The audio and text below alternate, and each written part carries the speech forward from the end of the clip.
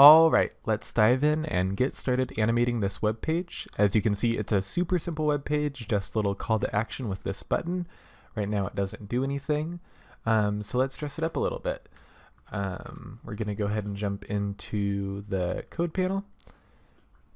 And the first thing you're going to do is make a copy of this so you can save your changes, come back to it if you want to, reference it later. So we're just going to click fork up here. We don't actually need to sign up, so let's just say save as anonymous. If you have an account, you can log in, or if you want to sign up, you definitely can, but you don't have to. So we're going to do that.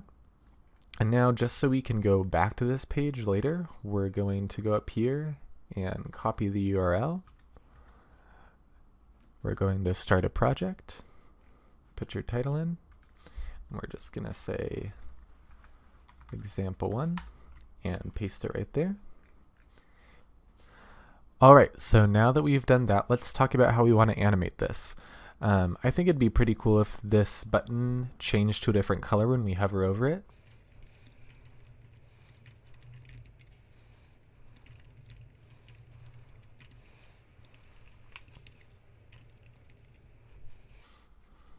Alright, so there we go. You can see that the hover effect is now applied when we hover over it.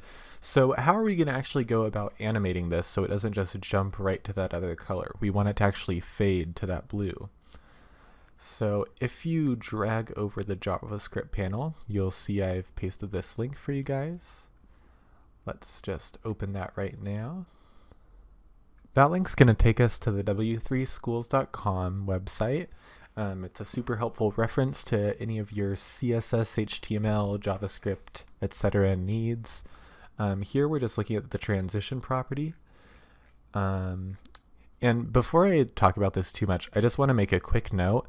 In this course, we're not going to be using any vendor prefixes like WebKit, Moz, but do make note of this. If you want to support older versions of these browsers, then you're definitely going to want to include them when you're implementing this on your own websites. So just keep that in mind. Let's look at the syntax now. So we've got this transition, and we see we can pass in a property, a duration, a timing function, a delay, and then of course initial and inherit.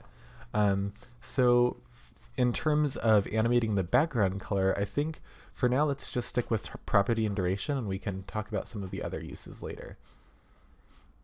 Okay, so let's go back in and let's add the transition property to our button.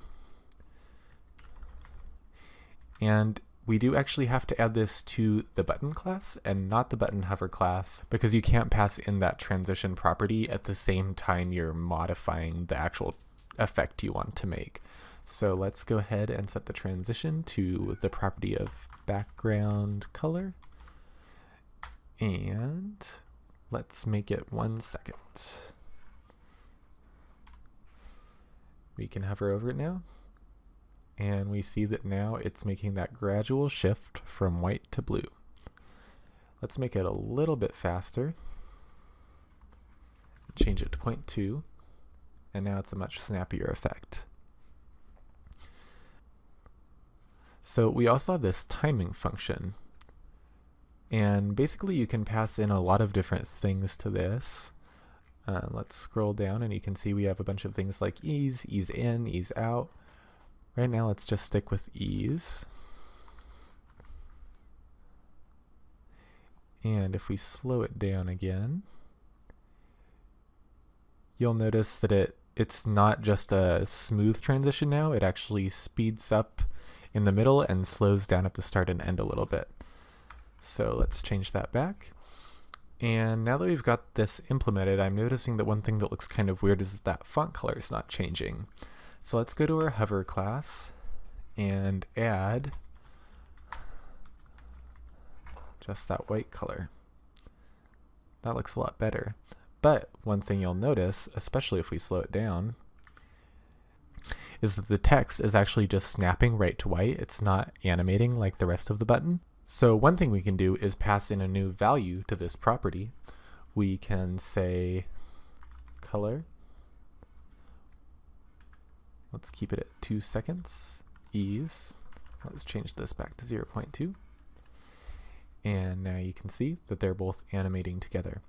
But this is a lot of repeated coding, and we obviously don't want to do that any more than we have to ever.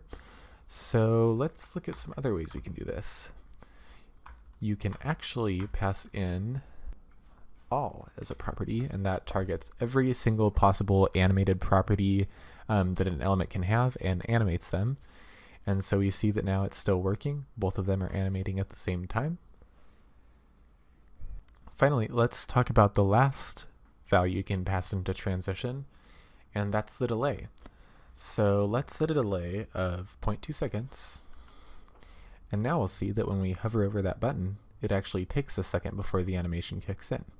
We'll see in the next few examples how this can be really useful.